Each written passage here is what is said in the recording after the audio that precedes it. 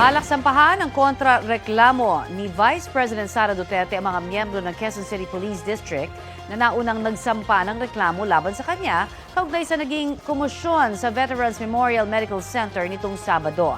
Noong ililipat na po ng ospital ang kanyang Chief of Staff. Balitang hatid ni Marisol Abduraman.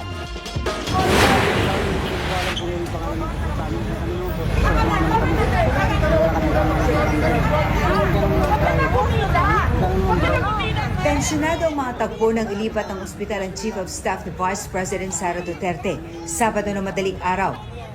Ipinakita sa press con ng Philippine National Police ang video na yan. Partikular ang pagtulak umano ng hepe ng security ng bise na si Colonel Raymond Lachica sa hepe ng Quezon City Police Health and Dental Clinic na si Lieutenant Colonel Von Jason Villamor. Dahil sa insidente, kaya nagsampa ng reklamong direct assault, disobedience to authority at brave coercion si Villamor, kasama si QCPD Director Police Colonel Melesio Buslig laban kina VP Sara at Colonel Lachica. Ito is nangangulugan na nobody is above the law. So kung meron paglabag, ay ating sasampahan ng kaso. Hindi po namin inaasahan na magiging ganon ang kahihinatnan nung time ng we were at the Veterans Memorial Medical Center. In the performance of our duties, and then naging ganun pa. Bukod sa bise at kay Lachica, kasama rin sa reklamo ang ilang John Does at Jane Does. Kasunod ng reklamo ng pulisya, tinanggal muna bilang security ng bise ang mga sundalong kasama niya noon, kabilang si Colonel Lachica. Because yun nga, may sabina sila, it means to say that hindi nila kayang gampanan yung tungkulin nila to protect and secure the Vice President. That is why we are temporarily pulling them out, replacing them. Meron pa rin siyang security composed of Philippine National Police members and AFP. Ang mga inalis na sundalong security, pinalitan ng 25 pulis at itinalaga na sa Vice Presidential Security and Protection Group o VP-SPG. Sabi ni VP Sara, maghahain din siya ng kontrareklamo laban sa pulisya. Initially, we are filing charges against them as well. For disobedience, for kidnapping, for robbery. Hinihingan pa namin ng pahayag sila Chica.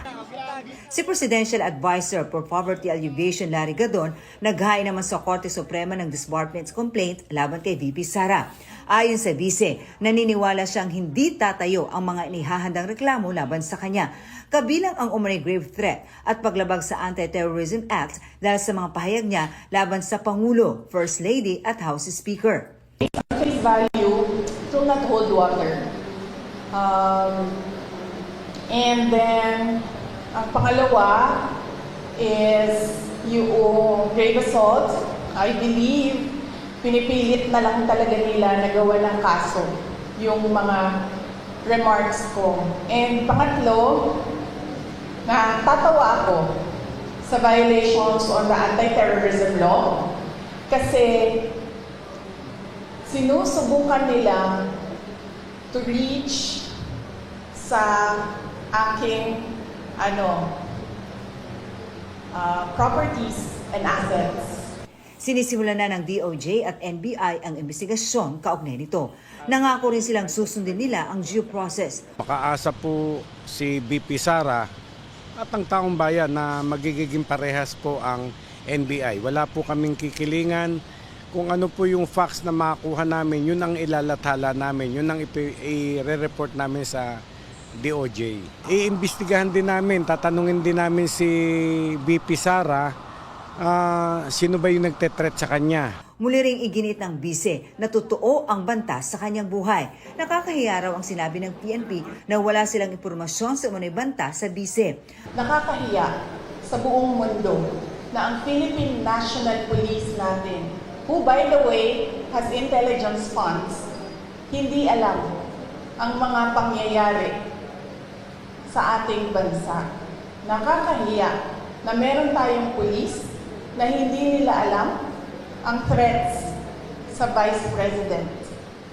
Nakakahiya yan, ma'am. Huwag sila magsasalita ng ganyan kasi nagpapakita yan ng incompetence ng Philippine National Police. May duda raw siya kung bakit hindi ito pinapansin ng administrasyon. para makaupo si Speaker Martin Romualdez. The Vice President is the first in line. So ibig sabihin, the state is required, is mandated by the Constitution and by laws to protect the Vice President. Kasi pag nawala ang Presidente, siya yung susunod. Kaya pinoprotektahan din siya. Kasi siya yung reserve. Kasi pag hindi mo pinoprotektahan ng reserve mo, wala ka ng reserve. Ang gagawin yan, pipili sila doon sa mga members ng Congress. O, babalik na naman tayo kay Martin doon. So, baka nga ganun yung gusto nilang gawin, no? Hindi na sila masusunod sa Constitution. Kaugnay naman ang usapin sa pagpapa-impeach umano sa kanya, sabi ng bise. They can always,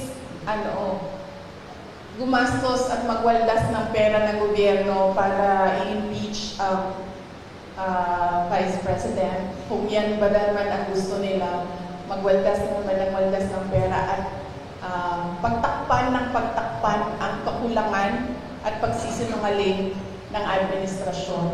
Para lang hindi mapansin ng mga tao na maraming mga pangako ang napako. At sa tanong kung may pag-asa pa sila magkaayos si Pangulong Marcos, ito ang tugon ng bise. I really believe that we have reached the point of no return. And it is clear, ma'am, na